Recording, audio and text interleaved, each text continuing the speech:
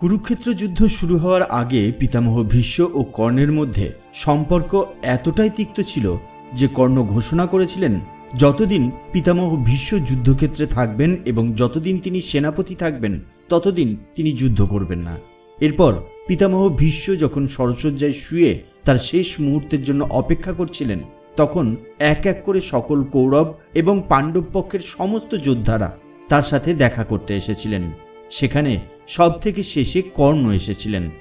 যারা একে অন্যের মুখ দর্শন পর্যন্ত করতে চাননি শেষ মুহূর্তে তাদের মধ্যে সেখানে কি কথা হয়েছিল, খুব গুরুত্বপূর্ণ এই কাহিনীটি শুনতে এই ভিডিওর শেষ পর্যন্ত আমাদের সঙ্গেই থাকুন। আর আমাদের ভিডিওটি যদি আপনার ভালো লেগে থাকে তাহলে ভিডিওটিতে একটি লাইক করে চ্যানেলটিকে সাবস্ক্রাইব অবশ্যই করে দিন। তাহলে চলুন শুরু করা যাক আজকের ভিডিও। মহাভারতের ভীষ্ম পর্বের অধ্যায় 122 অনুসারে পিতামহ ভীষ্মকে রথ থেকে ফেলে দেওয়া হয়েছে এই খবর শুনে রাধানন্দন কর্ণ মনে মনে কিছুটা ভয় পেয়েছিলেন। তখন কর্ণ অত্যন্ত তাড়াহুড়ো করে পিতামহ ভীষ্মের কাছে গেলেন এবং দেখলেন মহাত্মা ভীষ্ম শরশয্যায় শুয়ে আছেন। ভীষ্মের চোখ বন্ধ ছিল। এই অবস্থায় তাকে দেখে কর্ণের চোখে জল চলে এলো এবং তিনি বললেন, হে কুরুশ্রেষ্ঠ, আমি সেই রাধাপুত্র কর্ণ যে সর্বদা আপনার চোখে নীচ ছিলাম এবং সর্বদা যাকে আপনি ঘৃণার চোখে দেখেছেন।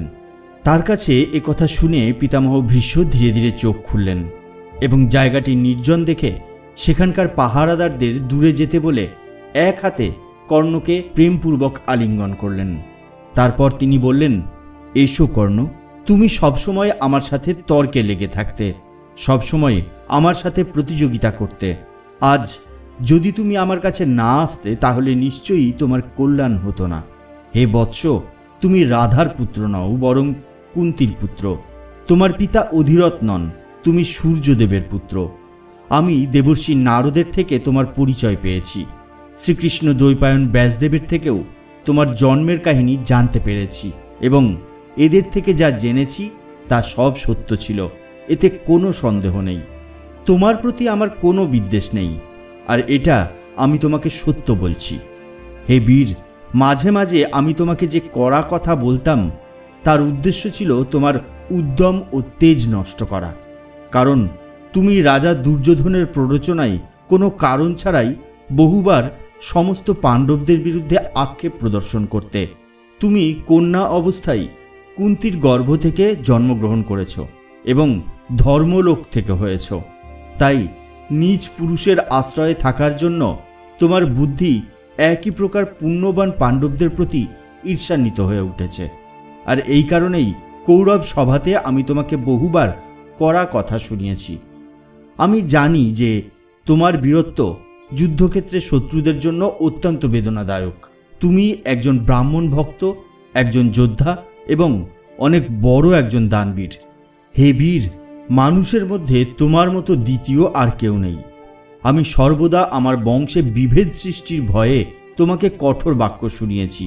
তীর চালনা এবং দৈব অস্ত্র চালনায় তৎপরতা দেখানোতে তুমি অর্জুন ও মহাত্মা শ্রীকৃষ্ণের সমকক্ষ। কর্ণ, তুমি কুরু রাজা দুর্যোধনের জন্য কন্যা আনতে একাই কাশীপুরে গিয়েছ এবং সেখানে উপস্থিত সমস্ত রাজাকে শুধুমাত্র একটি ধনুকের সাহায্যেই যুদ্ধে পরাজিত করেছ। যদিও রাজা জরাসন্ধ, যিনি যুদ্ধে প্রচণ্ড পারদর্শী, সাহসী এবং শক্তিশালী ছিলেন, তবুও তিনি যুদ্ধক্ষেত্রে তোমার সাথে সমানতা দেখাতে পারেননি। তুমি একজন ব্রাহ্মণ ভক্ত, ধৈর্যশীল যোদ্ধা এবং তেজ ও মহাশক্তি সম্পন্ন।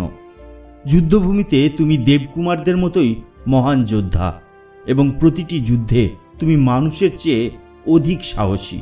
তোমার প্রতি আগে আমার যে রাগ ছিল তা এখন দূর হয়ে গেছে, কেননা চেষ্টার মাধ্যমে ভাগ্যকে কেউ ঠেকিয়ে রাখতে পারে না। হে শত্রুসূদন, আমার মৃত্যুর মাধ্যমেই এই বৈরিতার অগ্নি নির্বাপিত হোক এবং পৃথিবীর সমস্ত রাজা দুঃখ ও পরাধীনতা থেকে মুক্ত হোক। এই কথা শুনে কর্ণ বললেন, হে পরাক্রমশালী ভীষ্ম, আমি জানি আপনি কি বলছেন। এতে কোনো সন্দেহ নেই যে আমি আসলে কুন্তিরই সন্তান।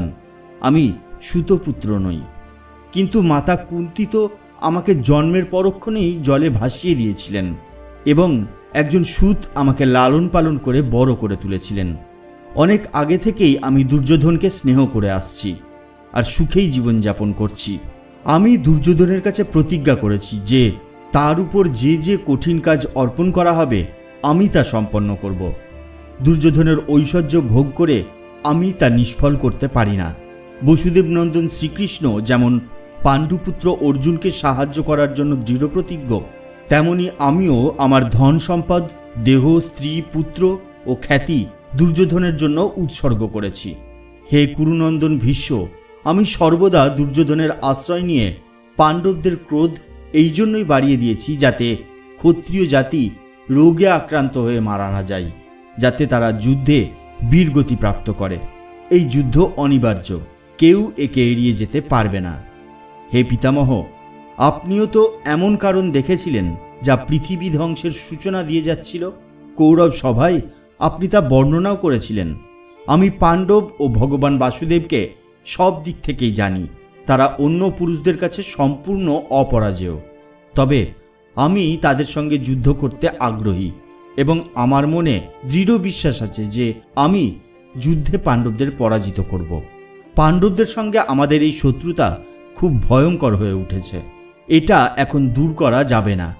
আমি আমার ধর্মানুসারে প্রসন্ন চিত্তে অর্জুনের সাথে যুদ্ধ করব।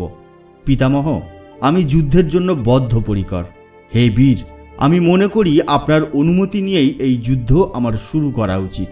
অতএব আমি আপনার প্রতি যে কটু কথা বলেছি বা আপনার বিরুদ্ধে যে রাগ বা অসতর্ক আচরণ করেছি তার জন্য দয়া করে আমাকে ক্ষমা করুন।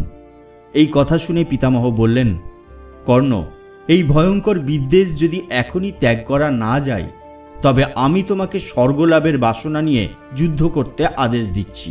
স্বার্থপরতা ও ক্রোধ ত্যাগ করে নিজের শক্তি ও উদ্যম অনুযায়ী যুদ্ধ করো। সৎ পুরুষের আচরণে অবিচল থেকে যুদ্ধ করো। তুমি আগেই যুদ্ধক্ষেত্রে তোমার বীরত্ব প্রদর্শন করেছ এবং অবশ্যই একজন ভালো আচরণের ব্যক্তি। হে কর্ণ, আমি তোমাকে আদেশ করছি, তুমি যা চাও তাই প্রাপ্ত করো।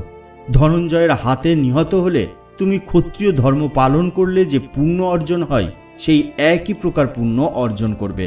তুমি অভিমান শূন্য হয়ে বল ও বীরত্বের সাহায্য নিয়ে যুদ্ধ করো। ক্ষত্রিয় ধর্ম অনুসারে যুদ্ধের চেয়ে বড় সাধনা আর কিছুই নেই। কর্ণ, আমি তোমাকে সত্য বলছি, কৌরব ও পাণ্ডবদের মধ্যে শান্তি প্রতিষ্ঠার জন্য আমি বহু দিন ধরে অনেক চেষ্টা করেছিলাম, কিন্তু তাতে অসফল হয়েছি। গঙ্গানন্দন ভীষ্মের এই কথা শুনে রাধানন্দন কর্ণ তাকে নমস্কার করে তার অনুমতি নিয়ে রথে চড়ে দুর্যোধনের কাছে চলে গেলেন। জয় শ্রীকৃষ্ণ। আজকের ভিডিও ব্যাস এ পর্যন্তই। আমাদের আজকের ভিডিও আপনার কেমন লাগলো সেটা নিচের কমেন্ট বক্সে কমেন্টস করে জানিয়ে দিন। আর আমাদের ভিডিও যদি আপনার ভালো লেগে থাকে তাহলে একটা লাইক করুন আর শেয়ার করে ছড়িয়ে দিন সবার মধ্যে। তাহলে দেখা হবে পরবর্তী ভিডিওতে। তার আগে অবশ্যই ভালো থাকবেন, সুস্থ থাকবেন। ধন্যবাদ।